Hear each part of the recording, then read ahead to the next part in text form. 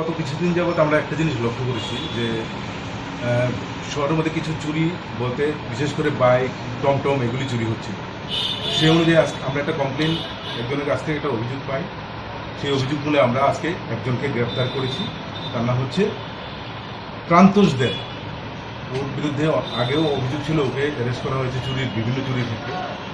ওকে arrest করার পর আমরা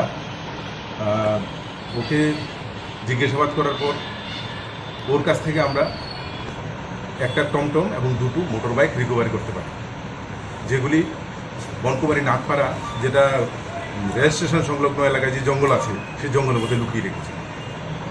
তো একটা বাইক চুরি করেছিল হ্যাঙ্গিং ব্রিজের কাছ থেকে, আরেকটা এমজি বাজারের থেকে, আর টমটমটা চুরি করেছে সিআর রোড থেকে। তো ওদের উদ্দেশ্য কি সেটা আমরা বার করছি। তো প্রান্তোষকে জিজ্ঞাসাবাদ করার পর আমরা আরও তার সঙ্গী যারা আছে এদের 3 জনকে ধরতে পারি এবং তাদেরকেও জিজ্ঞাসাবাদ করে আমরা 5 নম্বর আসামি যে রূপক মালাকার, তাকেও আমরা হ্যাঙ্গিং ব্রিজ সংলগ্ন এলাকা থেকে ওকেও অ্যারেস্ট করতে পারি। তো টোটাল আমরা দুটো বাইক এবং একটি টমটম উদ্ধার করেছি।